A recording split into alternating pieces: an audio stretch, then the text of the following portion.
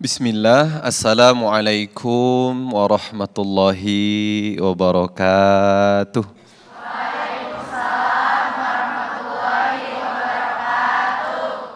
Alhamdulillah, assalatu wassalamu ala rasulillah. Ashhadu an la ilaha illallah wahdahu la syarikalah. Wa ashhadu anna Muhammadan abduhu wa rasuluh. La nabiyya wa la rasula ba'da. Alhamdulillah, sahabat jiwa yang berbahagia dimanapun Anda berada. Kita bersyukur atas segala nikmat yang Allah berikan kepada kita. Alhamdulillah, malam ini secara live, acara Renungan Jiwa bisa menyapa kita kembali, bertepatan dengan Hari Anak Dunia. Temanya luar biasa. Topik kita kali ini adalah anak adalah anugerah terbaik dalam hidup kita. Anak adalah anugerah, pemberian dari Allah kepada kita yang kalau kita sebagai manusia hanya berusaha dengan kemampuan saja, belum tentu kita mendapatkannya. Katanya kalau mau punya anak menikah, tidak semua orang menikah punya anak, betul? Tidak. Ada banyak orang yang sudah sekian tahun menikah tapi belum Allah takdirkan. Padahal secara medis, secara sains, sehat-sehat saja.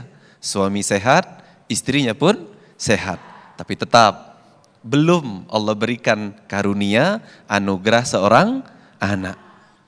Anak adalah anugerah terindah dalam hidup kita. Sampai-sampai di dalam sebuah ayat, tepatnya surat Al-Furqan, ayat ke-74, Allah Subhanahu wa taala mengabarkan kepada kita. Apa kata Allah? A'udzubillahi minasyaitonirrajim. Walladzina yaquluna rabbana hab lana min azwajina wa dzurriyyatina qurrata a'yun waj'alna lil muttaqina imama.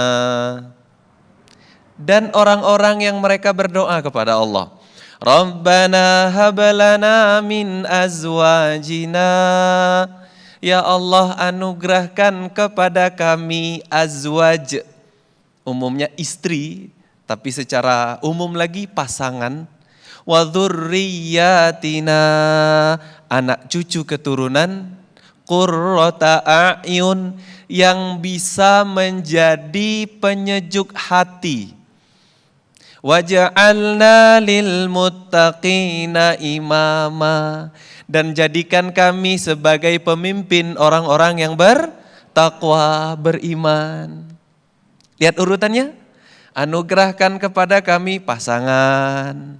Setelah pasangan, anak, keturunan. Setelah itu barulah kita mampu memimpin diri, keluarga dan orang banyak meniti jalan yang lurus dan benar. Itu kehidupan.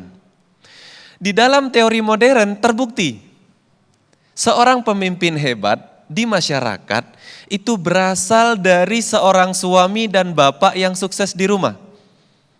Seorang suami yang sukses, dia akan menjadi pasangan pendamping yang baik untuk istrinya. Kita kalau mau baca secara agama dan ilmu dunia apapun, seorang istri, ini terkhusus yang di studio ini, kebanyakan ibu-ibu dan para istri, sulit punya anak baik kalau suami tidak berlaku baik, betul? Semangat punya anak itu kalau suaminya baik kan? Bayangkan punya anak satu, suami tidak mau bantuin. Popok urus sendiri, masak urus sendiri, dapur urus sendiri. Anak nangis urus sendiri, suami main game, kerja. Apakah kemudian seorang istri mau punya anak lagi? Tentu. Satu cukup. Seorang suami yang memperlakukan istri dengan baik, membantu mengurus anak, membantu membuka popok anak, memasang popok anak, membersihkan kotoran anak, memberi makan anak. Bukan hanya bekerja cari nafkah, istri semangat pengen punya anak lagi. Apalagi kalau suaminya ganteng, kaya, setia, mantap. Pengen punya anak terus. Jadi Di dalam Al-Quran pun sudah Allah terangkan, kalau seorang laki-laki berhasil menjadi suami yang baik untuk istrinya, kemudian dengan itu mereka mempunyai anak keturunan yang baik, berhasillah mereka di masyarakat menjadi pemimpin untuk kebaikan dan kebenaran, manfaat bagi agama, manfaat bagi bangsa. Maka di dalam hadis Nabi kita, Nabi Muhammad SAW, terselip sebuah kalimat. Apa kata Nabi? Nanti kalau kita sudah meninggal, kita meninggal dunia, hanya ada 3 amalan yang tetap mengalir walaupun kita sudah di dalam kubur. 1, ilmu jariah, ilmu yang bermanfaat. Belum tentu kita ngajarin ilmu yang bermanfaat. Bisa saja kita ngajarin ilmu riya. Bisa saja ilmu kita tidak bermanfaat. Yang kedua, sedekah jariah. Bisa jadi sedekah kita bersumber dari yang kurang halal, atau kita sedekahkan ke tempat yang kurang membutuhkan, dan banyak lagi masalahnya. Belum lagi kadang-kadang sedekah kita tidak ikhlas. Tapi anak, jarang sekali orang tidak ikhlas punya anak. Kata Nabi kita, Nabi Muhammad SAW, ada amalan lain yang akan tetap mengalir pahalanya walaupun kita sudah masuk kubur. Apa? Doa anak yang soleh. Dalam riwayat yang lain, anak soleh yang masih hidup walaupun tak mendoakan, tetap sampai pahalanya.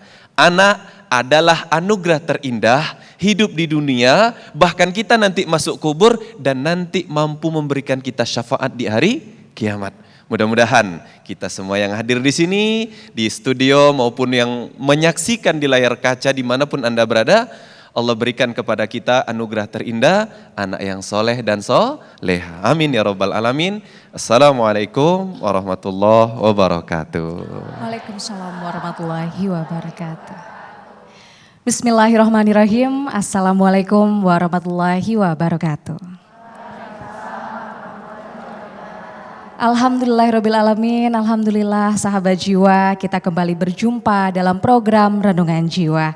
Malam hari ini kita akan kembali belajar, bermuhasabah, mendengarkan untaian hikmah penuh makna dari guru-guru kita dan juga seorang tamu inspiratif. Guru kita yang nanti juga akan memberikan tauziahnya, berbagi ilmu kepada kita semua. Di antaranya tadi kita sudah dengarkan tauziah dari Ustadz Ransi Al-Indragiri, kemudian nanti juga akan ada tauziah yang disampaikan oleh Ustadz Ridho Febri. Malam hari ini tema yang diangkat oleh Renungan Jiwa tentunya sangat spesial, yakni anakku segalanya untukmu. Kita angkat tema tersebut bertepatan dengan Hari Anak Sedunia yang diperingati pada tanggal 20 November yang lalu. Tentunya sahabat jiwa, hal ini menjadi momentum untuk mengingatkan kita bahwa pada saat kita memiliki anak, kita juga harus menghargainya, harus menegakkan hak-hak yang dimiliki oleh anak tersebut, seperti hak mendapatkan kasih sayang, hak kesehatan, hak pendidikan, maupun persiapan-persiapan menuju masa depannya. Dan tentunya tamu inspiratif yang akan saya undang malam hari ini, beliau ini merupakan seorang aktris sahabat jiwa. Tak hanya seorang aktris tapi dia juga seorang perempuan hebat yang memiliki 2 orang anak dan sekarang juga berperan sebagai seorang ibu tunggal. Langsung saja saya panggilkan, ini dia Mbak Sesi Idris.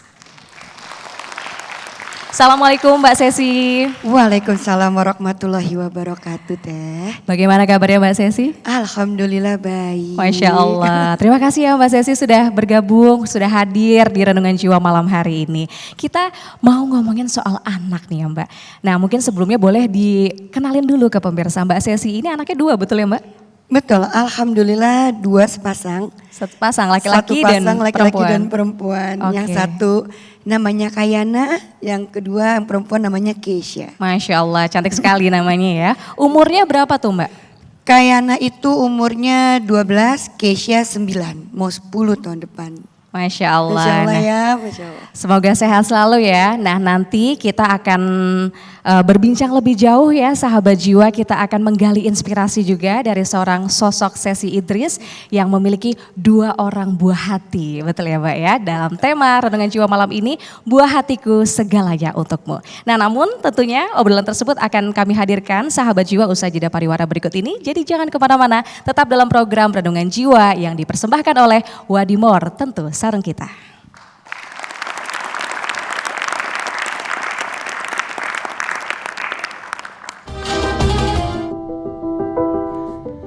Sezi Idris, seorang aktris yang kini menjadi orang tua tunggal sejak bercerai dengan suaminya pada tahun 2019. Sezi Idris berjuang sendirian untuk menghidupi dan membesarkan dua orang anaknya, yaitu Kayana dan Kesha. Demi memenuhi kebutuhan sehari-hari dan pendidikan anak-anaknya, ia harus banting setir dari dunia hiburan dan sekarang harus berjualan, baik secara online maupun langsung, mulai dari menjual donat, keripik singkong, dan menjual pakaian. Sezi tidak pernah malu dan meninggalkan gengsinya sebagai seorang selebritas demi kedua anaknya. Bagaimana perjuangan Sezi Idris sebagai single parent untuk membahagiakan kedua anaknya? Mari kita simak ceritanya dalam Renungan Jiwa.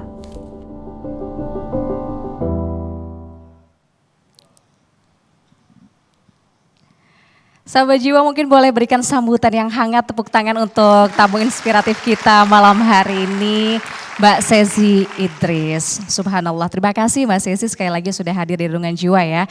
Mbak Sezi, ini tadi seperti profil singkat yang sudah ditampilkan juga, Mbak Sezi ini merupakan ibu tunggal dengan dua buah hati. Nah, tentunya menjalani hari-hari ya Mbak sebagai seorang ibu tunggal sejak tahun 2019.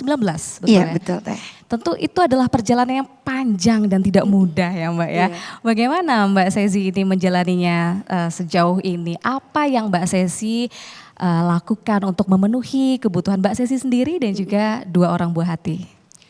Kalau ditanya berat, mungkin berat ya. Tapi kan itu harus kita hadapin, harus kita jalanin gitu. Karena saya hidup bukan buat diri saya. Saya hidup buat anak-anak saya, di mana apa yang sudah saya lewatin mereka belum ngelewatin. Apa yang udah saya rasain mereka belum ngerasain. Jadi saya sebagai ibu tunggal itu harus bisa menjadi ayah buat mereka gitu. Jadi semampu saya bisa mencukupi apa yang mereka butuhkan semampu saya. Apa aja tuh Mbak? Apa aja tuh yang udah dilakuin sejauh ini nih kesibukan Mbak Sezi sendiri? Kalau sejauh ini satu saya ngurangin syuting-syuting karena akan menghabiskan waktu dari pagi ketemu pagi dan anak-anak tetap membutuhkan sosok ibu gitu, membutuhkan sosok orang tua. Jadi nggak bisa lagi saya untuk full syuting dengan egoisnya saya mencari rejeki, itu nggak bisa. Itu benar-benar saya batasin. Jadi saya harus berpikir bagaimana caranya untuk tetap saya bisa bersama anak-anak saya tapi bisa menghidupi, bisa menjajani, bisa nyekolahin. Ya udah saya jualan baju. Jualan baju. Ya, okay. Online. Pertama saya online dulu dari teman ke teman, bawa tuh 3 setel, 4 setel. Saya jualan dari teman ke teman, punya modal dikit, saya tambah lagi jualan bajunya. Sekarang jualan baju lagi turun, akhirnya saya putar otak. Apa yang bisa saya jual? Oh, keripik singkong. Keripik singkong. Jadi saya jualan keripik singkong. Sekarang pokoknya apapun akan saya lakukan buat anak-anak saya tanpa gengsi sedikit pun. Jadi mau orang bilang, kan tinggal minta sama orang tua. Hey, dengar ya, nih ya, untuk anak-anak seumuran saya mungkin ya, atau yang lebih muda. Jangan pernah berharap dengan orang tua kalian. Walaupun orang tua kalian mampu, mereka gak akan selamanya ada sama kita. Harta mereka pun juga suatu hari akan habis kalau kita grogotin terus. Dan anak-anak kita itu bukan tanggung jawab orang tua kita. Anak itu tanggung jawab saya. Jadi bagaimana cara saya untuk tough sendiri untuk anak-anak saya. Sambil doain orang tua saya karena kekuatan saya yaitu dari doa kedua orang tua saya. Masya Allah. Jadi betul ya seperti tema kita malam ini ya Mbak ya. Buah hatiku segalanya untukmu. Mbak Sezi nampaknya memberikan segala yang Mbak Sezi bisa lakukan untuk dua orang buah hati tercinta. Masya Allah. Nah kalau dari Ustadz-Ustadz di depan nih mungkin ingin tanya apa kepada Mbak Sezi? Silakan Ustadz Ransi. Iya, ini kan artis ya, jadi artis oke ya. Dan tadi ada yang menarik. Jadi beliau itu mengurangi jam tayang syuting Karena memikirkan kalau syuting waktunya nanti habis. Waktu untuk anak tersisihkan. Ini bagus. Kita pengen tahu lah, saya pribadi itu kok bisa ya. Seseorang yang tadinya wah hiruk pikuk dunia selebritis begitu ya, kenalan selebnya banyak, sudah tahu dunianya. Bagaimana itu prosesnya, Mbak atau apa ini biasanya manggilnya? Mbak aja. Mbak aja, gitu ya? Mbak, ini gimana Mbak Sezi kok bisa berpikir sedemikiannya? Jadi aku demi anak, aku ngurangin syuting, aku rela lah jualan singkong, jualan baju, agar uangnya ada, materinya ada, waktunya juga ada. Ini kan sebuah pemikiran yang luar biasa, enggak semua orang punya. Ya, Mbak, ini tolong kita diceritain dong, kok bisa berpikir seperti itu? Wah ini kan keren banget ya sepertinya. Iya izin ya Pak Ustadz, jadi saya itu tidak pernah kekurangan kasih sayang dari kedua orang tua. Oke. Jadi saya berharap dengan kegagalan saya udah ngecewain anak-anak. Jangan sampai mereka rusak gara-gara saya. Jadi lebih baik saya memutar otak saya tetap berada dekat mereka, tapi saya bisa menjadi ibu yang baik dengan bertanggung jawab untuk mereka. Karena bagi saya rezeki saya itu bukan hanya ada di entertain, tapi rezeki saya itu ada di doa anak. Dimana setiap apa yang saya mau lakukan, itu selalu saya minta ridho dari orang tua dan anak saya. Misalnya gini, Dek, Bunda besok syuting nih. Ah gak dapet deh Bun, gak usah lah, janganlah Dek lah. Itu hari itu juga gak jadi, pasti cancel. Tapi kalau Dek besok Bunda syuting, oke Bunda, hati-hati ya, itu lancar. Jadi bagi saya apapun yang saya kerjain, mau saya jualan baju, mau saya jualan keripik, mau saya berangkat kemanapun, saya minta doa dari anak-anak saya. Karena rezeki saya itu ada di doa orang tua saya dan anak-anak saya. Jadi dunia entertain itu adalah rezeki yang ngebantu saya. Mungkin orang tetap kenal, oh Sesi Idris, oh Sesa Idris gitu. Untuk menyambung tali silaturahmi aja. Tapi saya yakin dan percaya rezeki saya dan anak-anak saya itu Allah tidak pernah menutup, insya Allah. Gitu. Masya Allah. Aplaus kita ya. Mulia sekali tujuannya ya, Masya Allah. Baik, kalau dari Ustadz Ridho sendiri ingin tanya apa nih? Baik, bismillah. Mbak Sezi sebagai seorang single parent yang bukan baru setahun 2 tahun, tentu ada tantangan besar nih. Menjadi seorang single parent buat anak-anak di tengah hiruk pikuknya kehidupan yang kadang memaksa kita harus tersenyum padahal hati menangis gitu ya. Nah kira-kira tantangan terbesar yang pernah dialami setelah berpisah oleh Mbak Sezi sendiri dan apa sih harapan dari Mbak Sezi sendiri untuk anak-anak di tengah setiap ikhtiar dan usaha yang Mbak Sezi lakukan untuk bisa anak-anak tumbuh dalam kebaikan yang Allah ridhoi. Iya, kalau Ustadz nanya tantangannya Ustadz, setiap detik, setiap menit, setiap jam itu adalah tantangan buat saya menghadapi anak-anak. Karena dari tangisan mereka, dari senyum mereka, dari hadirnya mereka di depan muka saya setiap saat, itu adalah tantangan buat saya. Karena saya hanya ingin anak-anak saya ini punya akhlak yang baik. Yang mana kalau mereka punya akhlak baik, insya Allah ke depannya udah gak sulit buat saya. Jadi tantangan saya saat ini adalah mencontoh ke mereka untuk menjadi ibu yang baik, ibu yang gak cengeng, ibu yang gak ngeluh, ibu yang gak pernah merasa kekurangan. Karena pernah satu hari, saya cerita sedikit, pernah saya di mobil tiba-tiba habis pulang sekolah saya cuman gini doang, cuman kayak astagfirullahaladzim ya Allah. Kenapa Bun? Capek aja. Cuman gitu Tat. Mereka ngomong apa? Bun, kata kamu kita gak boleh ngeluh. Kata kamu kita gak boleh ngomong capek. masa kamu bisa ngomong gitu ke kita, kamu ngomong capek. Jadi di situ saya langsung, enggak, masa Bunda nggak boleh sih ngomong capek. Jadi di situ saya punya tantangan, oh yang pengen anak-anak saya lihat ini adalah senyum saya. Bukan keluhnya saya, bukan rasa kecewa saya, marah, apapun air mata. Mereka gak mau lihat. Yang mau mereka lihat adalah ibu saya bahagia.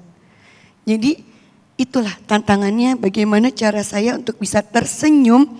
Walaupun begitu mereka udah turun dari sekolah, saya pulang sendiri, saya nangis sejadi-jadinya ya cuman saya sendiri sama Allah yang tahu.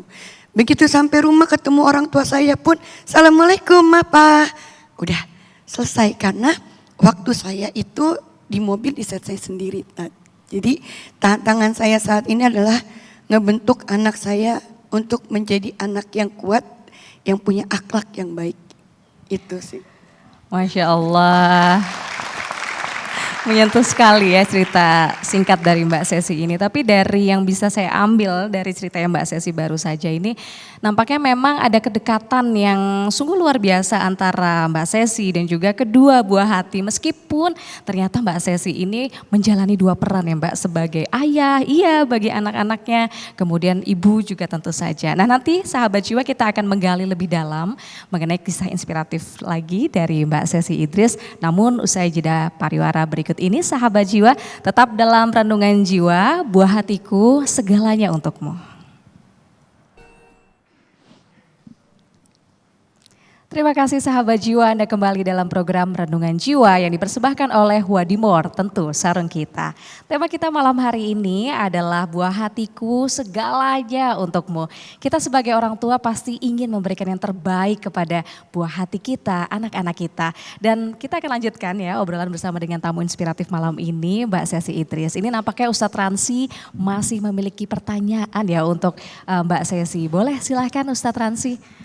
Iya, kita mungkin penasaran ya, kan beliau ya belum terlalu sepuh ya, maaf ya Mbak Sesi ya, maaf ya. Baru 44 maaf masih ya. muda Ustadz. Iya, masih tergolong relatif muda, oke. Terus punya banyak kenalan. Ada nggak sih buah hatinya pernah ngobrol gitu sama Mbak Sesi, kan karena dekat ya, pengen bapak baru gitu. Ada omongan nggak biar nggak single lagi Mbak Sesinya, itu gimana? Buah hatinya pernah ngobrol nggak itu Mbak Sesi? Iya, kalau mau ngobrol tentang buah hati bertanya, mungkin lebih ke anak perempuan ya. Bun, aku pengen punya ayah dong, teman-teman aku kok pulang sekolah dijemput sama ayahnya, aku nggak pernah. Gitu. Tapi kalau lebih ke anak aku yang laki, itu kamu nggak boleh nikah lagi Bun. Karena dia punya alasan, Bunda aku nggak boleh sakit lagi. Aku nggak mau lihat Bunda nangis. Aku nggak mau lihat Bunda gimana lagi. Pokoknya kamu nggak usah nikah. Gitu. Jadi antara anak perempuan dan anak laki ini suka berseteru di hal-hal yang itu. Tapi saya selalu bilang ke mereka, mau nikah atau tidak Bunda tetap sayang kalian. Gitu. Toh Bunda masih bisa jajanin kok. Gitu. Udahlah. Lagian emangnya Bunda nyari suami kayak Play-Doh. Tinggal Bunda bikin kucuk. Semau Bunda biar bisa sayang anak, biar bisa sayang Bunda, bisa bertanggung jawab, kan gak mudah. Gitu. Jadi ya saya selalu menekankan mereka, doain aja yang terbaik buat kita bertiga. Jadi saya gak mau egois doain Bunda, enggak. Doain aja yang terbaik buat kita bertiga. Kalau emang Bunda gak punya pasangan, kalian gak punya ayah, ya berarti Bunda harus kerja gitu. Bunda harus terus cari nafkah. Tapi kalau akhirnya dikasih ya insya Allah ini yang baik dari yang terbaik. Itu aja sih. Oke, nah selain Ustadz Ransi ini penonton sahabat jiwa yang hadir malam ini juga ingin mengajukan pertanyaan kepada Mbak Sesi. Saya persilahkan kepada penanya pertama, namanya siapa dan pertanyaannya apa? Assalamualaikum warahmatullahi wabarakatuh. Waalaikumsalam warahmatullahi wabarakatuh. Nama saya Naila Putri Musdalifah dari Bekasi. Dari yang aku simak tadi, Mbak Sezi ini merupakan wanita yang sangat hebat dan gak semua wanita tuh bisa menjadi seperti Mbak Sezi gitu. Dan dari yang aku tahu, anak-anak Mbak Sezi juga berprestasi nih, baik secara akademik maupun non-akademik. Nah, pertanyaan aku, bagaimana sih cara parenting Mbak Sezi sehingga anak-anak Mbak Sezi bisa memahami kondisi saat ini dan bisa berprestasi secara bersamaan? Terima kasih.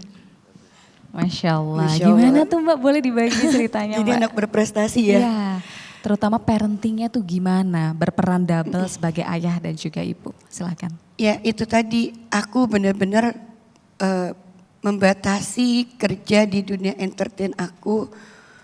Seakan-akan aku ini punya pasangan yang bisa membiayai hidup aku dan anak-anak aku. Dan aku adalah seorang ibu rumah tangga yang kewajiban aku itu aku laksanakan dengan baik, terutama untuk anak-anak aku. Jadi kalau pagi berangkat sekolah maupun aku syuting pasti aku akan izin setelah aku antar sekolah baru aku ke lokasi. Jadi aku menyempatkan diri untuk selalu antar mereka dulu sekolah. Terus sepanjang jalan kita berdoa bersama, apa yang mau jadi keinginan saya ungkapin. Apa yang menjadi kendala mereka pun harus saya dengar. Jadi saya nggak bisa egois gitu. Jadi kalau anak berprestasi itu adalah dukungan di mana saya selalu hadir di saat mereka yang kakak basket, saya biasa nemenin atau enggak adik saya yang laki. Jadi saya menghadirkan sosok saya seorang ibu yang ini loh ada bunda, tenang. Kalau kamu jatuh tetap bangun karena bunda ada di depan kamu. Kalau kamu sakit tenang, bunda bawa obat. Jadi kamu gak perlu khawatir. Lakuin yang terbaik buat kalian karena bunda cuma bisa ngedoain sama support. Selanjutnya hidup kalian itu yang nentuin ya hari ini, bukan hari besok. Ya, tapi bundanya selalu menjadi supporter nomor satu pastinya ya, Masya Tetap Allah. harus menjadi support nomor 1. Iya, nah selanjutnya nih ada yang mau tanya lagi nih Mbak Sezi. Silahkan ini kenalin dulu Mbak namanya siapa dan pertanyaannya apa? Assalamualaikum warahmatullahi wabarakatuh. Waalaikumsalam warahmatullahi wabarakatuh. Perkenalkan nama saya Jilan dari Jakarta. Mbak Sesi, dengan banyak keadaan Mbak Sesi yang luar biasa menghadapi banyaknya tantangan ini, pernah gak anak yang Mbak Sesi ini menuntut lebih? Jadi bagaimana cara Mbak Sesi menyikapinya? Terima kasih. Oke, gimana tuh Mbak? Nuntut lebih nggak? Lebih apa nih Teh? Mungkin ingin ini itu tapi ternyata Mbak Sesinya mungkin belum bisa mengabulkannya. Atau mungkin seperti anak keduanya Mbak Sesi itu. Ada tuntutan, ada keinginan. Dia merasa bahwa kok teman-temannya diantar sama papanya, dijemput. Tapi dia selalu sama mamanya. Bagaimana menyikapinya Mbak Sesi? Kalau aku nyikapinnya dengan kita berdoa ya Dek. Gitu. Jadi apapun yang mereka butuhkan yang belum bisa aku kasih, aku cuma bisa bilang doa, minta sama Allah. Bunda ini kalau kamu minta sama Allah, Allah kasih, pasti kamu bisa dapet. Kalau bunda kamu minta sama bunda, bunda belum bisa. Kayak misalnya contohnya anak kedua aku, Tad, gitu. Yang kedua nih, bun, aku pengen umroh, gitu. Minta sama Allah, bunda belum bisa, gitu. Iya bun, tunggu ya bun, nanti kalau aku udah punya duit, aku umrohin bunda sama kakak. Gitu, jadi kalau ditanya apa keinginan anak yang belum pernah aku kasih sampai hari ini adalah aku pengen umroh sama mereka. Doain aja ya Teh. Amin, amin, ya Rabbal alamin. Amin, amin, ya Rabbal alamin. Jadi aku cuma bisa bilang doa ya Dek, minta sama Allah. Kalau Allah ngasih rezeki kita besok umroh, ya kita berangkat. Kalau belum, ya berarti adik kurang doanya. Aku suka gitu. Berarti adik kurang doanya. Oke bun, dan dia membesarkan hati dia lagi untuk oke bun, gitu. Dan yang laki pun juga sama. Kalau yang laki, tenang bun, nanti akan aku hajikan kamu sama adik. Gitu. Jadi hal-hal yang bukan mereka nggak minta untuk bun, aku pengen ke luar negeri. Kayak teman-teman aku jalan-jalan. Bun, aku pengen makan ini. Enggak, Tat. Aku pun gak tahu ide mereka tuh dari mana, aku gak paham. Aku Aku juga tidak pernah menjanjikan mereka untuk umroh yuk gitu, enggak. Tapi itu tuh dari hati mereka sendiri yang ya mungkin kalau aku lagi berdoa mereka ada selentingan denger kali ya gitu. Hal-hal yang seperti itu yang bagi aku yang Masya Allah anak aku ini paling enggak mereka udah punya cita-cita pengen mengumrohkan dan mengajikan ibunya. Masya Allah. Itu loh yang dari kecil yang Saya yakin sih Mbak Sezi, itu keinginan anak yang seperti itu adalah hasil didikan dari ibu yang luar biasa yang selalu mengajarkan supaya anak-anak ini berada di jalan Allah. Maka keinginannya bukan hanya liburan ke luar negeri ya sahabat jiwa ya, tapi pergi umroh dan bersama dengan ibu tercintanya. Masya Allah, mungkin boleh tepuk tangan untuk Mbak Sezi. Saya kasih kesempatan satu lagi untuk Ustadz Ridho, kalau ada yang ingin ditanyakan lagi kepada Mbak Sezi silahkan.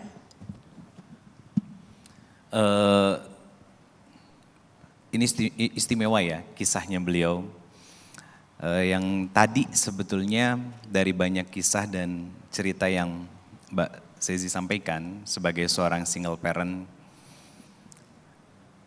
metode apa yang Mbak Sezi pakai untuk menanamkan iman sama anak-anak di dalam rumah, sehingga bukan hanya hubungan Mbak Sezi sama anak-anak begitu hangat, tapi akhirnya mereka punya mental-mental yang tumbuh menjadi kuat. Kayak tadi Mbak Sezi cerita cuman, astagfirullah, Bun kenapa? Capek, kan gak boleh ngeluh capek. Itu kan di usia mereka yang masih pada kecil punya mindset luar biasa begitu, pasti ada sesuatu yang hebat yang dilakukan oleh bundanya sehingga anaknya begitu kokoh secara mental. Kira-kira apa metode yang Mbak Sezi lakukan untuk anak-anak yang di usia mereka masih harus merasakan kehangatan seorang ayah, tapi justru malah beliau anak-anak ini mendapatkan kehangatan cinta yang tumpah-tumpah dari seorang bundanya? Iya, kalau ditanya metodenya, sampai sekarang saya saling merukin anak-anak saya satu persatu. Mau yang laki, mau yang perempuan. Dan saya selalu bilang sama mereka, bagi bunda, sampai bunda mati, kalian tetap anak bayi. Tetap bunda peluk, tetap bunda cium, tetap bunda nasehatin.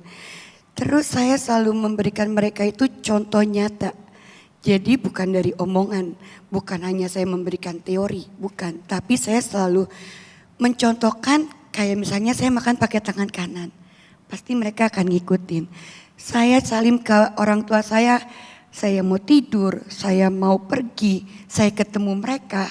Apapun saya cium kening di depan orang banyak, saya contohkan. Jadi bagi saya itu anak-anak itu mereka itu melihat. Tidak perlu kita berbicara menjelekan si A, tidak perlu kita mengajarkan tentang si B, itu gak akan masuk. Tapi apa yang saya lakukan dalam hidup saya contohkan. Apa yang belum mereka dapat akan saya kasih tahu. Bunda dulu begini sama oma, kalian harus begini dong sama bunda. Tapi ya saya balikin ke mereka, kalau kalian mampu, kalau kalian gak mampu jangan dipaksa. Karena bunda cuman pengen yang terbaik buat kalian. Seperti itu. Jadi makanya kenapa mereka bisa ngomong di saat saya ngeluh, capek ya Allah gitu. Atau enggak mereka ngeliat saya capek dikit, kamu capek ya bun? Enggak, itu gitu. Atau enggak saya lagi sholat saya nangis, padahal nangisnya cuma gitu doang. Terus adik tuh bisa tiba-tiba di sini, kakak bunda nangis. Terus kakak bisa gini, apa yang kamu nangisin bunda? Enggak, bunda sayang aja sama kalian. Gitu. Bunda cuma minta kalian jadi anak baik. Jadi metode saya tuh enggak perlu teori yang harus belajar parenting ke A ke B. Enggak, saya mendapatkan pelajaran saya itu dari kedua orang tua saya, dari adik-adik saya dan dari lingkungan saya aja. Seperti itu. Masya Allah, Mbak Sezi mungkin Itu. boleh nih kasih pesan atau harapan untuk dua buah hati tercinta Mbak Sezi. Apa sih Mbak kira-kira? Ya, pesannya untuk Kayana sama Keisha, terus menjadi yang terbaik buat diri kalian. Banggakan dulu diri kalian, baru bunda akan bangga. Karena hebatnya kalian, itu kalian yang bentuk sendiri, bukan karena bunda. Bunda cuma bisa doain, biar kalian bisa menjadi anak yang soleh, soleha, akhlak yang baik, bahagia dunia akhirat. Itu aja sih teh. Amin, amin ya rabbal alamin. Boleh tepuk tangan ya sahabat jiwa. Tentunya ya kisah inspiratif dari seorang Sesi Idris ini juga menjadi pengingat ya bagi kita semua. Terutama para orang tua sahabat jiwa untuk bisa selalu memberikan hak-hak dari anak-anak kita, buah hati kita. Dan yang utama yang tadi juga dicontohkan oleh Mbak Sesi Idris adalah memberikan hak kasih sayang kepada buah hati, Masya Allah. Baiklah sahabat jiwa, itu dia dialog bersama dengan Mbak Sesi Idris. Terima kasih Mbak Sesi sudah bergabung di Renungan Jiwa. Sama-sama Teteh. Masya Allah, sehat selalu ya. Salam untuk anak-anak Kes dan juga Kai ya. Betul ya, Masya Allah. Terima kasih, Masya Allah. Baiklah sahabat jiwa, kita jeda terlebih dahulu. Sajidah berikut ini program Renungan Jiwa akan kembali untuk Anda.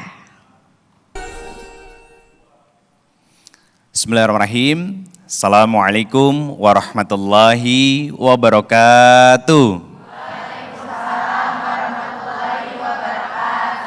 Amin ya rabbal alamin. Alhamdulillahi wa kafa. Wassalatu wassalamu ala rasulillahil mustafa. Sayyidina Muhammadin sallallahu alaihi wasallam, amma ba'du. Alhamdulillah, sahabat jiwa semua yang dirahmati Allah Subhanahu wa taala, baik yang berada di studio ataupun yang sedang menyimak bersama dengan keluarga semua yang ada di dalam rumah. Tadi ada kisah inspiratif dari salah seorang sahabat kita, saudari kita, Mbak Sezi Idris. Ketika saya menanyakan di sesi terakhir tentang metodologi yang beliau gunakan sebagai seorang single parent yang bisa mendidik anak yang punya kekokohan dan kekuatan mental, sebagai seorang anak yang bisa menguatkan orang tuanya yaitu ibunya, saya jadi teringat dengan sebuah pesan dalam Al-Quran yang itu bisa jadi sebuah metode yang kita gunakan sebagai orang tua kepada anak-anak kita. Kita sadar bahwa anak adalah amanah di dunia dan di akhirat. Harapan besar kita adalah jangan sampai amanah berubah menjadi musibah baik di dunia ataupun di akhirat nanti. Setidaknya di Quran surat ke-31 ayat ke-12 sampai ke-19 ada 3 pesan cinta yang ingin Allah sampaikan kepada kita sebagai orang tua agar kita bisa betul-betul mendidik, membesarkan anak-anak kita dengan cinta dan kekuatan iman kepada Allah Subhanahu wa taala. Yang pertama, kita wajib untuk mengajarkan tentang nilai-nilai iman kepada anak-anak kita. Siapa yang mengajarkan? Peran besar ada pada diri seorang ayah. Itu kenapa seorang ayah harus belajar ilmu agama, karena dia akan mendidik ibu menjadi madrasah bagi anak-anaknya nanti, dan dia bisa menjadi teladan bagi anak-anaknya di dalam rumah. Dialog yang digunakan adalah dialog-dialog iman, artinya karena anak-anak itu kita juga sama-sama faham bahwa masih abstrak bagi seorang anak tentang Allah. Oleh sebab itu biasanya pendekatan yang digunakan adalah pendekatan cinta, pendekatan iman. Contoh, kenapa sih kita harus percaya sama Allah? Nah, Allah itu yang menciptakan kita. Bukan hanya menciptakan kita, tapi Allah yang memberikan berbagai macam nikmat, kehidupan untuk kita sebagai seorang makhluk yang diciptakan oleh Allah Subhanahu wa taala. Sederhananya begini sayang, coba deh bilang sama jantung kita, jantung berhenti deh 1 menit. Kita nggak akan pernah bisa, nak. Kenapa? Karena ada yang mengaturnya dan itulah Allah Subhanahu wa taala.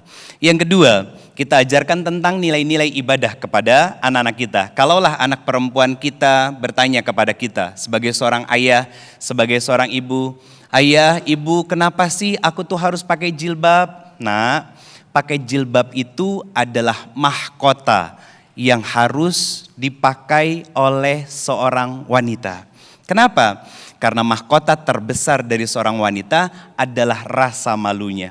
Oleh sebab itu seorang perempuan wajib memakai jilbab, karena kalau anak perempuan gak pakai jilbab, nanti setiap langkahnya dia keluar dari rumah itu sama dengan setiap langkah ayahnya ke bibir jurang nerakanya Allah Subhanahu wa taala. Nauzubillahi min zalik. Kita gak mau. Nah, itu yang disebut dengan bahasa cinta yang kita sampaikan sebagai orang tua kepada anak-anak kita. Contoh yang lain, "Mah, "Pak, kenapa sih aku sebagai seorang laki-laki nggak boleh pacaran?" Maka ibunya menjawab, "Nak, pacaran itu memang tidak dilarang langsung oleh Allah, tapi pacaran menjadi jalan terdekat untuk kita bermaksiat. Kira-kira kakak sebagai laki-laki nih melihat mama disakitin, dizolimin, dimainin sama laki-laki lain, gimana perasaanmu, Nak?" "Oh, aku akan marah, Ma, aku nggak terima." Maka jangan pernah menyakiti wanita manapun dan carilah wanita yang memang layak untuk menjadi istrimu dan mendampingimu nanti. Yang ketiga, sebagai orang tua kita ajarkan tentang nilai-nilai akhlak kepada anak-anak kita. Akhlak yang seperti apa? Sekarang yang sudah mulai terkikis di generasi anak-anak kita adalah satu, ucapan permisi, kedua, ucapan permintaan maaf, ketiga, ucapan terima kasih. Itu yang sudah mulai luntur, yang hilang di generasi anak-anak kita. Tanamkan kepada anak-anak kita, ketika kita mau melewati orang-orang tua, maka wajib kita minta permisi sama mereka. Kemudian ketika diberikan sesuatu, kita berterima kasih dengan sepenuh hati. Kepada siapa? Orang yang memberikannya. Yang ketiga, ketika salah kita minta maaf. Kenapa sih harus minta maaf, Ma? Kan yang salah dia. Nah, minta maaf itu bukan tentang siapa yang salah dan siapa yang benar. Minta maaf itu karena kebesaran hati kita menganggap dia sebagai saudara kita, dan kita sangat berharap Allah pun mau memaafkan dan mengampuni kita. Sehingga akhirnya anak punya mental yang kuat. Kenapa? Satu, dia dekat dan mengenal siapa Tuhannya. Kedua, imannya tumbuh karena ibadah-ibadah yang dia kerjakan. Ketiga, nilai sosialnya unggul karena akhlakul karimah tumbuh di dalam jiwanya, sehingga anak-anak seperti ini insya Allah akan menjadi amanah di dunia dan di akhirat nanti. Harapannya tentu kita berharap sebagai orang tua, anak-anak kita nanti menjadi investasi terbaik ketika kita bersama dengan pasangan kita telah lebih dulu meninggalkan anak-anak kita. Barakallahu fikum. Assalamualaikum warahmatullahi wabarakatuh. Waalaikumsalam warahmatullahi wabarakatuh. Terima kasih Ustadz Ridho Febri atas pengingatnya. Anak memang merupakan amanah dan juga nikmat dari Allah, sahabat jiwa. Tadi diingatkan oleh Ustadz Ridho bahwa kita perlu memberikan pendidikan keimanan kepada buah hati kita dengan penuh cinta dan kasih sayang. Masya Allah, insya Allah ya, semoga kita sebagai orang tua bisa memberikan yang terbaik segalanya bagi buah hati kita. Masya Allah. Sahabat jiwa, kita akan jeda terlebih dahulu. Usai jeda nanti kita akan memberikan kesempatan kepada sahabat jiwa yang hadir pada malam hari ini untuk bisa mencurahkan keresahan jiwanya. Jadi jangan kemana-mana, tetap dalam program Renungan Jiwa dengan tema kita malam hari ini, Buah Hatiku Segalanya Untukmu.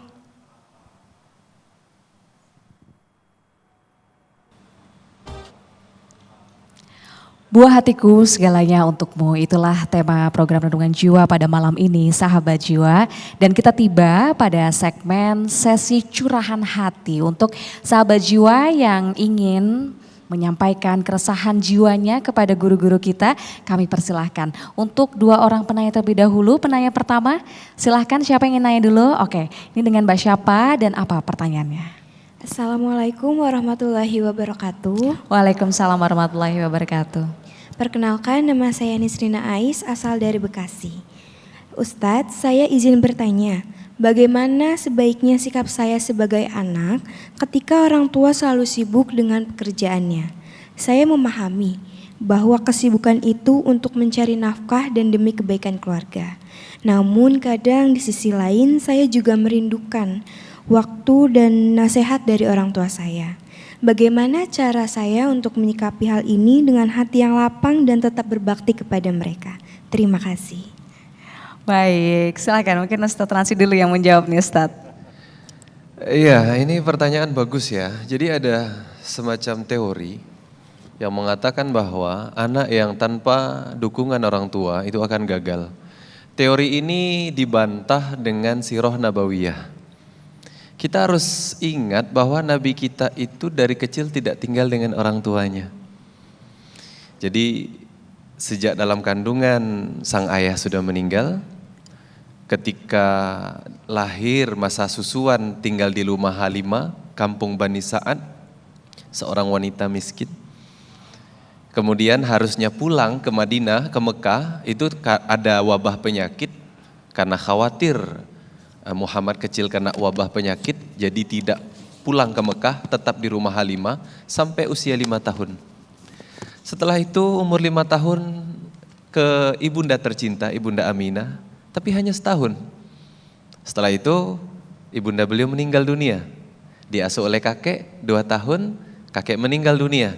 Diasuh oleh paman, namanya Abu Thalib, ini miskin.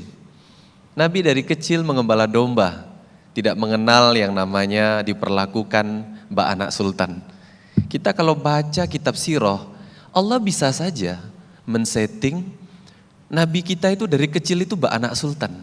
Tapi tidak, Nabi kita dari kecil hidupnya keras, perjuangannya berat.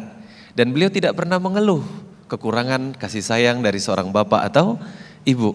Apa pelajarannya kata para ulama?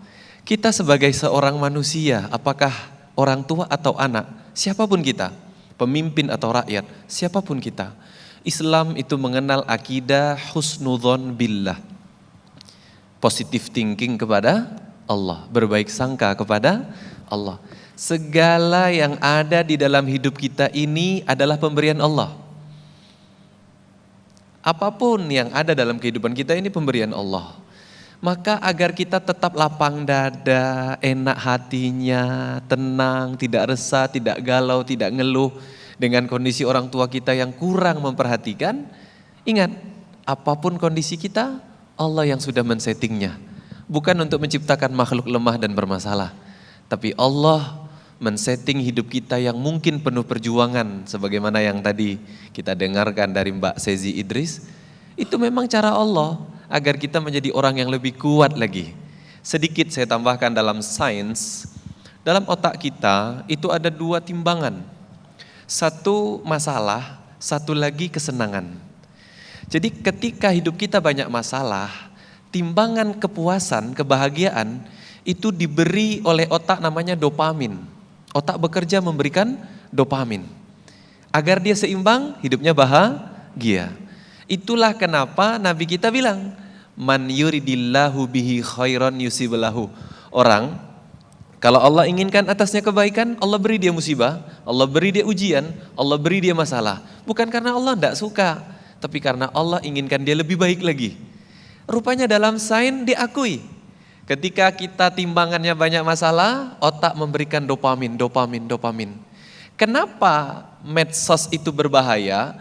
Karena ketika otak kita terus-terusan bahagianya dalam waktu yang singkat, reseptor dopamin dalam otak dibatasi karena bisa kecanduan.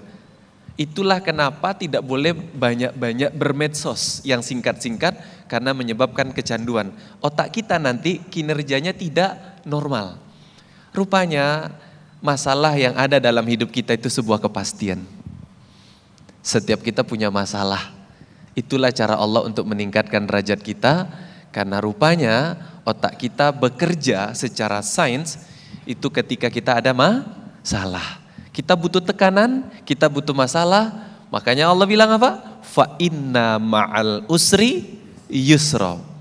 Usri dulu baru yusra. Berat dulu baru ringan. Sempit dulu baru lapang. Masalah dulu baru bahagia. Demikian. Makanya kalau sekolah ujian dulu baru liburan ya. Nah, begitu ya. Wallahu a'lam bishawab. Begitu. Baik, nah selanjutnya nih untuk sahabat jiwa berikutnya ingin memberikan pertanyaan, boleh curhat silahkan. Dengan siapa dan apa nih curahannya? Ya, Assalamualaikum warahmatullahi wabarakatuh. Waalaikumsalam warahmatullahi wabarakatuh. Perkenalkan, nama saya Nazifa dari Bekasi. Izin bertanya Ustadz, apakah diperbolehkan untuk orang tua membandingkan anaknya sendiri dengan anak orang lain? Walaupun tujuannya itu baik untuk memotivasi, tetapi bisa saja bagi si anak itu merasa tidak nyaman dan rendah diri. Sekian, terima kasih Ustadz. Baik, terima kasih. Pertanyaannya? Pertanyaannya kira-kira akan dijawab oleh Ustadz Ridho. Boleh nggak sih kalau seorang orang tua ini membandingkan antara satu anak dengan yang lain, yang pertama dengan yang kedua, yang laki-laki dengan yang perempuan, walaupun mungkin niat orang tua tersebut memotivasi Ustadz. Gimana Ustadz? Baik. Atau mungkin anak tetangga gitu ya? Kayak oke. Jadi gini, saya akan menjawab dari dua sudut pandang. Sudut pandang sebagai seorang anak dan sudut pandang dari seorang orang tua. Kalau orang tua membandingkan anak-anaknya, itu jelas mutlak tidak boleh. Kenapa?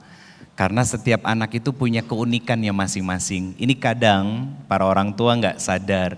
Ingat ya, mama itu nggak pernah ngebeda-bedain kalian. Pret. Akan pret pada akhirnya. Betulan? Ini harus menjadi sebuah renungan bagi para orang tua. Banyak yang menormalisasi dengan kalimat seperti itu, tapi pada faktanya sikap, perilaku, ucapan mereka itu menggambarkan pola pembanding antara anak yang satu dengan anak-anak yang lain. Lantas pertanyaannya begini, bagaimana sikap kita sebagai seorang anak? Kadang insecure, lihat tuh kakak kamu lebih pintar, lihat tuh adik kamu lebih nurut dan lain sebagainya. Saya akan menyambungkan dari apa yang disampaikan sama guru kita Ustadz Ransi. Di Quran surat ke-38, ini pondasinya dulu. Surat kedua ayat 38, famang tabi'a hudaya fala khaufun alaihim walahum yahzanun. Kalimat fala khaufun itu artinya enggak sedih, enggak takut, enggak insecure. Artinya apa? Hidupnya tenang, nyaman, bahagia sebagai seorang anak. Gimana caranya ya Allah? Ternyata dijawab sama Allah di ayat yang sama, famang tabi'a hudaya, pakai petunjuk yang Allah berikan. Kata hudan, coba kita tarik ayat yang lain, Quran surat kedua, Al-Baqarah ayat kedua. Zalikal kitabu la raiba fihi hudal lil muttaqin. Kata hudan di sini disandingkan dengan ayat Al-Quran dan nanti outputnya kita bisa jadi orang-orang yang bertakwa. Kita cari definisi dari kata takwa yang ingin Allah sampaikan kepada kita. Kenapa Allah spill kata takwa sebagai sebuah output ketika kita mau dekat sama Quran. Nanti saya sambung ayat-ayat ini menjadi satu kalimat buat menstimulus respon kita ketika orang tua kita jadi ujian. Kita buka Quran surat kedua Al-Baqarah ayat 189 bagian akhir dari ayatnya. Wattaqullah la'allakum tuflihun. Apa pelajarannya dari Allah? Bertakwalah kepada Allah maka hidupmu bahagia.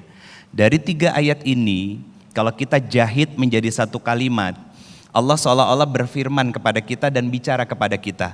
Kamu sebagai seorang anak, kalau orang tuamu membandingkan dirimu dengan adikmu atau dengan kakakmu, kata Allah, aku tahu kesedihanmu, aku tahu insecure-nya kamu, kata Allah Subhanahu wa taala.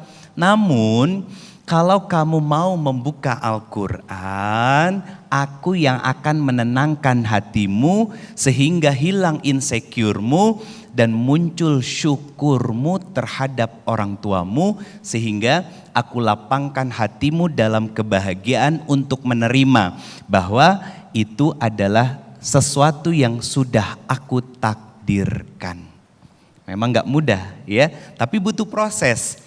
Itu kenapa teman-teman semuanya, sahabat jiwa, kalau kita mau ngobrol sama Allah, mau menumpahkan isi hati, perasaan, sisi insecure kita, gelisah kita, khawatir kita, maka sujudlah kepada Allah lewat sholat. Kalau pengen tahu jawaban dari Allah, dari semua kegelisahan yang kita rasakan, curhat yang kita sampaikan sama Allah Subhanahu wa taala, kita tinggal buka Al-Quran. Kenapa? Ada wasiat yang lain dari Allah Subhanahu wa taala kepada kita. Wa wasoinal insana biwalidaini ihsana. Saya tahu ini tidak mudah dan saya paham betul sebagai seorang anak dan juga sekarang menjadi orang tua bagi anak kami. Ini menjadi sebuah tantangan. Cuman janji Allah, kenapa Allah menggunakan kata ihsan? Ini menjadi sebuah pesan kepada kita. Seperti apapun orang tua kita, apapun dan bagaimanapun sikap orang tua kepada kita, tetaplah berbuat baik kepada mereka, karena nanti anak-anakmu akan mampu berbuat baik yang sama kepada dirimu saat kamu menjadi orang tua. Masya Allah, indah sekali agama kita ya Ustadz ya. Jadi segala keluh kesah begitu ya ternyata sudah pernah Allah sampaikan dan tercatat di Al-Quran. Masya Allah. Ustadz, ini terakhir nih Ustadz. Mungkin boleh diberikan kesimpulan satu kalimat saja Ustadz mengenai tema kita pada malam hari ini. Buah hatiku segalanya untukmu. Kalau versi Ustadz Transi dan juga Ustadz Ridho. Versi Ustadz Ridho dulu deh ya. Apa nih Ustadz? Baik. Menjadi seorang anak itu tentu nggak mudah. Tapi satu hal yang harus kita sadari, kita nggak akan pernah terlahir ke bumi ini tanpa adanya orang tua kita. Maka tidak ada kata terlambat untuk kita memperbaiki sikap kita kepada orang tua kita, menyebalkan apapun orang tua kita, atau mungkin jadi ujian bagi kita. Satu hal yang kita sadari, Allah berfirman di Quran surat kedua Al-Baqarah ayat 152-153. Ini menjadi jawaban sederhana sebetulnya Mbak. Kenapa sih kita nggak bisa sabar sama orang tua? Sebetulnya Allah mengatakan dengan kalimat di ayat 152-nya, yuridullahu bikumul yusra wala yuridu bikumul usra. Apa kata Allah Subhanahu wa taala? Kata Allah, nikmati semua karunia yang Allah hadirkan dalam kehidupan kita. Syukuri semua karunia yang Allah hadirkan dalam kehidupan kita, agar nanti kita mampu menghadirkan kesabaran dalam jiwa kita menghadapi segala sikap orang tua kita. Masya Allah. Kalau dari Ustadz Transi seperti apa Ustadz? Iya, ada satu ayat yang pasti kita selalu baca ketika sholat. Alhamdulillahirabbil alamin. Segala puji bagi Allah Tuhan, pemilik, pencipta, pengatur semesta alam. Sebagai orang tua, sebagai anak, seperti apapun hidup kita, semuanya Allah yang atur. Sebagai orang tua, kita punya anak, seperti apapun kondisinya, sikapnya, Allah yang atur. Sebagai anak, seperti apapun orang tua kita kepada kita, dalam membesarkan kita dan bersikap kepada kita, tentu juga Allah yang atur. Bagi orang yang beriman, tidak ada yang kebetulan, semuanya adalah ketentuan Allah. Tugas kita hanyalah menjalani kehidupan dengan sebaik mungkin, tetap berbaik sangka kepada Allah, karena ingat kata Allah, ana inda dhonni abdi bi, aku bersama prasangka hambaku kepadaku. Allah selalu bersama pikiran kita, persangkaan kita, dan kata-kata kita.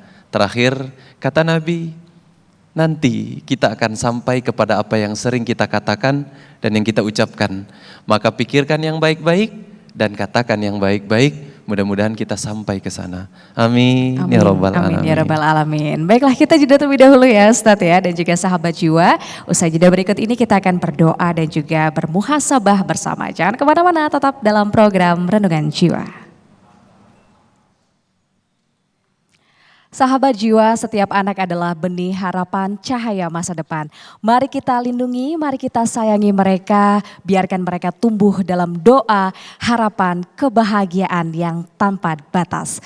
Dan sekali lagi saya ingin mengucapkan selamat Hari Anak Sedunia untuk seluruh anak hebat dimanapun kalian berada. Dan sahabat jiwa, tak terasa kita sudah di penghujung acara Renungan Jiwa pada malam hari ini. Saya Fahada Indi mewakili kru yang bertugas mengucapkan terima kasih atas kebersamaan Anda sahabat. Dan jangan lupa saksikan terus Renungan Jiwa di TV One, tentunya yang dipersembahkan oleh Wadimor, tentu sarung kita. Billahi taufiq wal hidayah. Wassalamualaikum warahmatullahi wabarakatuh. Astaghfirullahalazim. Astaghfirullahalazim. Astaghfirullahalazim. Kita angkat teman-teman semuanya, sahabat jiwa, tangan kita setinggi-tingginya, pejamkan mata, kita belajar untuk berkhalwat dengan Allah Subhanahu wa taala. Allahumma gfir lil muslimina wal muslimat wal mu'minina wal mu'minat al ahya'i minhum wal amwat bi rahmatika ya arhamar rahimin.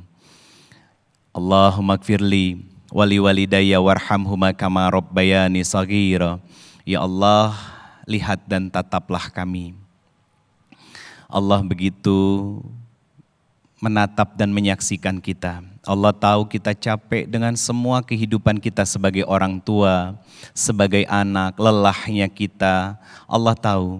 Hari ini kita bermunajat kepada Allah, ya Allah, angkat semua dosa dan salah serta khilaf yang pernah kami lakukan, ya Allah.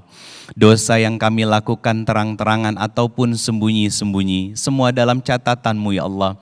Semua dalam penglihatanmu, ya Rabbana. Ya Allah, istiqomahkan kami dalam perbaikan dan kebaikan, serta wafatkan kami semua yang hadir, beserta dengan anak cucu keturunan kami semuanya yang sedang menyimak husnul khatimah. Wafatkan kami semua dalam kondisi terbaik, di mana semua dosa-dosa yang pernah kami lakukan telah Kau ampuni, ya Allah, dan segala amal salih yang kami ikhtiarkan telah Kau terima. Ya Allah, ampuni, maafkan dan sayangi orang tua kami yang telah wafat, ya Allah. Jangan Kau sempitkan kubur mereka, lapangkan dan luaskan, ya Allah.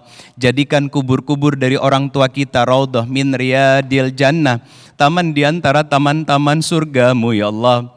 Rahmati, ampuni dan sayangi pula orang tua kami yang masih hidup. Tubuhnya yang sudah semakin melemah, ya Allah. Rambutnya yang sudah banyak putihnya. Mereka adalah orang tua yang sebaik-baiknya orang tua yang sudah Kau amanahkan dalam kehidupan kami. Wafatkan mereka semuanya orang tua kami husnul khatimah. Wafatkan mereka semuanya dalam kondisi terbaik, ya Allah. Dan kami berharap, haramkan neraka-Mu menyentuh kulit-kulit dari orang tua kami, ya Allah. Allahumma a'inna ala zikrika wa syukrika wa husni ibadatik. Allahumma inna nas'aluka ridhoka wal jannah wa na'udzubika min saqatika wan nar. Allahumma afuun karim tuhibbul afa fa'fu anna ya karim. Rabbana hablana min azwazina wa zurriyyatina qurrata a'yun waj'alna lil muttaqina imama. Rabbana zalamna anfusana wa illam taghfir lana wa tarhamna lanakunanna minal khasirin. Rabbana atina fid dunya hasanah wa fil akhirati hasanah wa qina azabannar walhamdulillahi rabbil alamin. Al-Fatihah.